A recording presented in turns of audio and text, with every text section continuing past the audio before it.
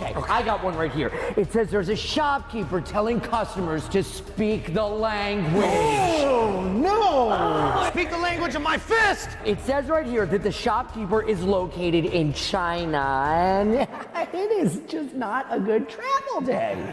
I personally have got a bit of like an adductor thing, so if we want to keep it local maybe today, get home by dinner. I mean, if you're in China, like, learn the language. This is a respect They're thing. native. Thank you, thank you. I was thinking that. Homophobic religious organization. Okay. I want to puke out my insides. That one is a nether traveler, so we're gonna put that back in the queue. Keep it local. Customs is a lot. A government spying and detaining alleged terrorists without due process. Oh, that's no good. That is no good. Soak it in. This is the guy that they're detaining. The guy in the MAGA hat? Yeah, maybe that's like the wrong photo. I feel like I'd want some more information about what he did because Yeah, there's government's gotta probably take more to precautions that to protect its. story. Let's move on. White guy named Doug just punched his wife. Jackpot!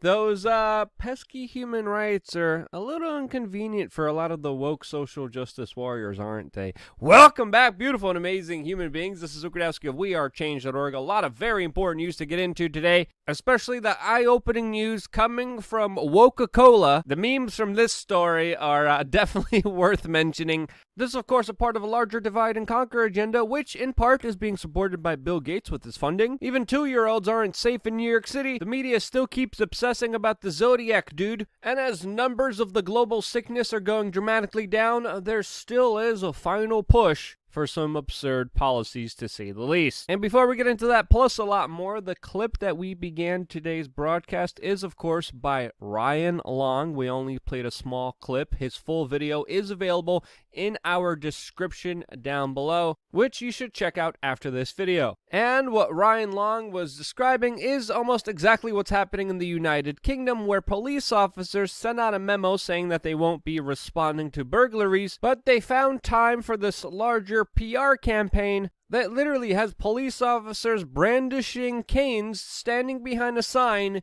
saying that, quote, being offensive is an offense. Very interestingly, that same police department then later had to issue a statement clarifying that being offensive is actually not an offense, even though they wasted tax dollars on an advertisement campaign saying it is. But again, encouraging people to snitch and report crimes because someone doesn't like what they're saying is absolute tyranny disguised as emotional support for mentally weak people. And this goes along with the dystopian hellhole that many ruling elites want to establish in the world, as this chemically laced, overloaded with sugar soft drink that is known for causing obesity, type 2 diabetes, and tooth decay is promoting you getting tested for your health. In related high fructose corn syrup laced drink news, we of course had bombshell information coming out from an employee of Woca-Cola that released these screenshots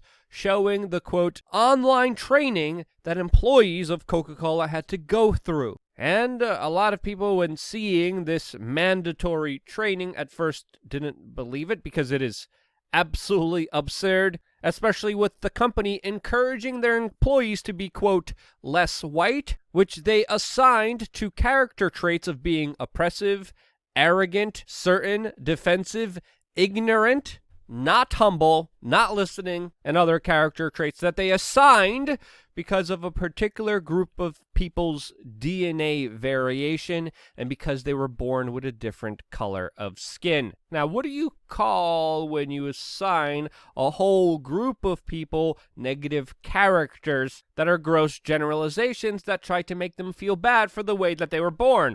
What do you call that?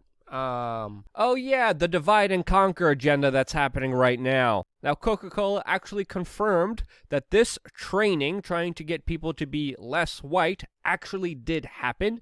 They actually did pay for it. And they paid a crazy white lady, Robin DiAngelo, to conduct this course for them. We'll be back to her in just a minute, but the internet's response to this is pretty hilarious because what do you mean be less white?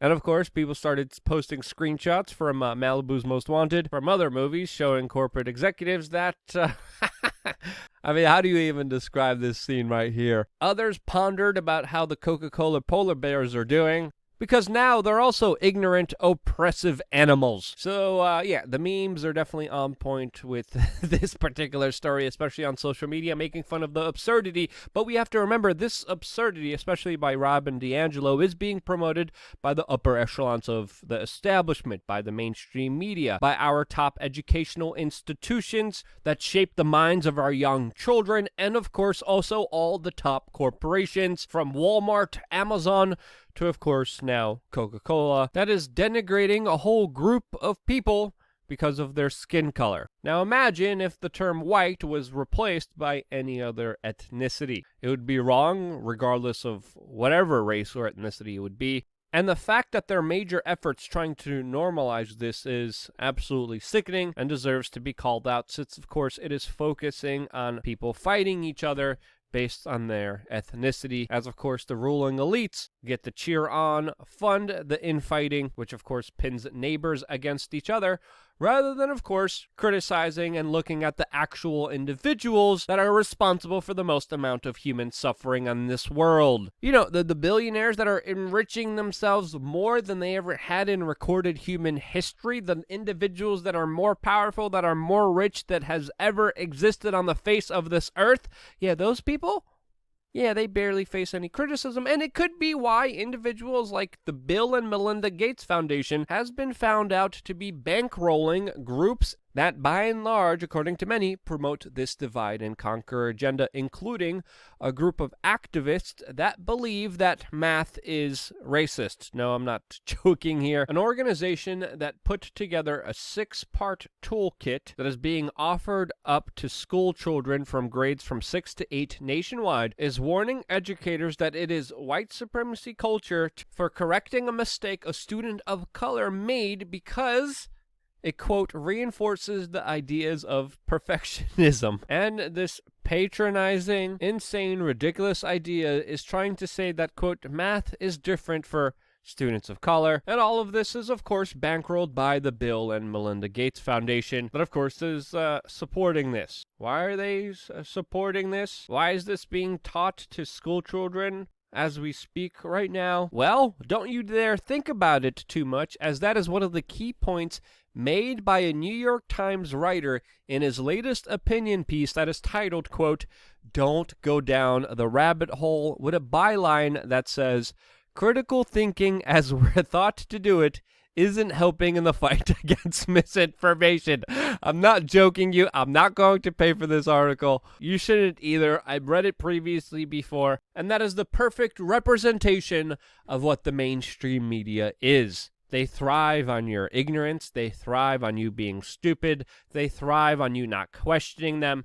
And that's why they're openly writing pieces telling you not to critically think. Of course, something that we've been advocating here for a very long time, since, of course, being able to think for yourself, being able to examine evidence and make up your mind on the basis of what is actually truth, is something that we should be doing. And there's sociopathic elements in our society that have extreme powers that don't want you to do it. And that sounds crazy, but there's literally a New York Times opinion article telling you not to think too much. Yes, I read the article. They're telling you not to think too much. And this is where we are currently in our social political discourse.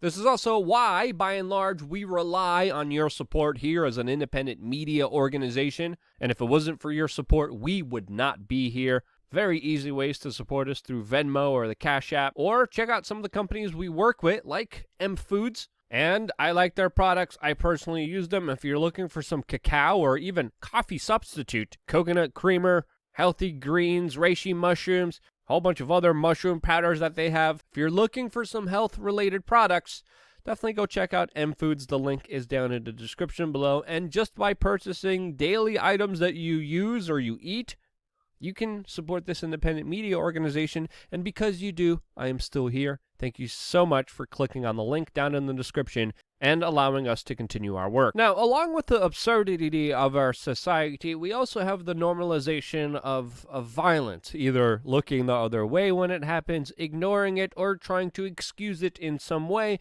And those violent acts have been reaching a boiling point, especially in America's largest city, New York City, where, of course, crime is surging. I left the city. I'm very happy I did. The crime is so bad that even a 2-year-old was recently punched in the head by a panhandler on the New York City subway. This, of course, as some police officers previously before were protecting a Black Lives Matter street roadway sign that was illegally painted on there by the mayor, as, of course, crime and violence surges in New York City. That is becoming more dangerous for everyone living there. Some of the victims have also been Asian, as seen by this picture here of an Asian man that was just randomly slashed across the face by this man, photoed here, that was filmed after committing this senseless, ruthless, horrible crime on this innocent man. In response to this, activists joined a rally to, quote,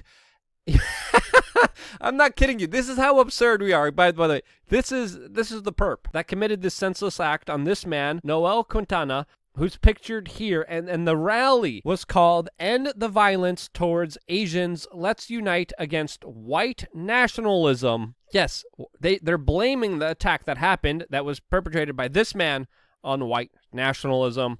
And several hundred people came out in the streets against white nationalism, when of course clearly the senseless violence that happened to this man had nothing to do with white nationalism. Most crime in New York City, if you look at the statistics, have absolutely nothing to do at white nationalism at all. But still, this is the narrative that we're being portrayed here. And of course, what did you expect from a state that's being run by what many people call openly a gangster? Now, of course, we here on this independent media organization have been calling Cuomo a gangster from the very beginning of 2020. But now, countless numbers of politicians and media figures are coming out and saying that Andrew Cuomo personally threatens them if they don't do what he wants them to do or compliment him or prop him up, as of course he's been accused of bullying, mistreatment, and intimidation of those around him. And what did you expect from a man that personally made sure sick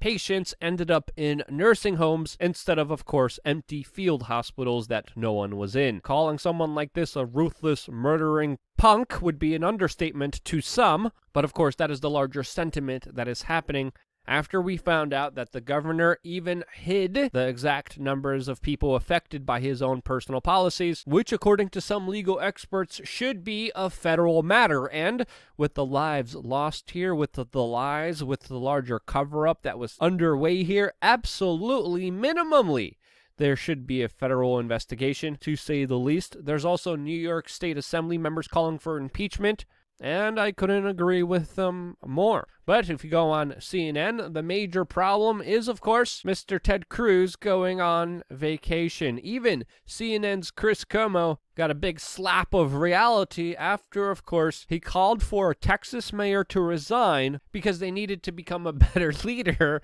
And everyone was like, hey, you should actually say that to your brother, whose larger crimes were mainly obfuscated by the network. Now, it is pretty interesting seeing this kind of obsession about Ted Cruz. Yes, what he did was selfish, and it deserves scrutiny, to say the least. But to be obsessing about it like the mainstream media is, to be fully investigating every little detail, to have whistleblowers inside of United Airlines, to see how much this story has been covered compared to, of course, the Andrew Cuomo story, you have a situation that, of course, is extremely eye-opening, to say the least. Alexandria Ocasio-Cortez took advantage of this situation and personally raised $3.2 million for Texas, and even volunteered at a Houston food bank. And that's brilliant. That's smart. And overall, that's actually a good thing that she did. And I have to commend her as a socialist that just proved that voluntary means and charities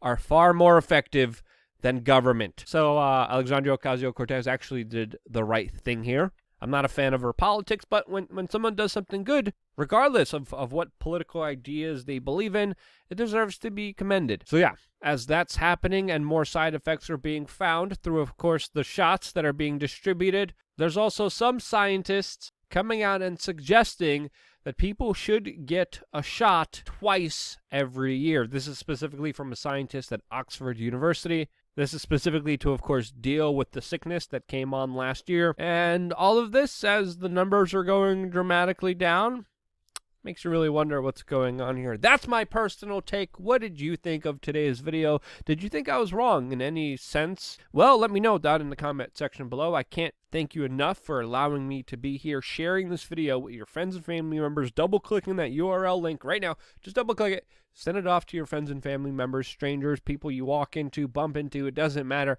Because you guys do that, we're able to offset all the mounting establishment pressure trying to, of course, silence this voice. Yes, this Kermit the Frog annoying big-nosed voice that you're hearing right now is only possible because of you, and I can't thank you guys enough. I love you guys. Stay tuned for more here on wearechange.org.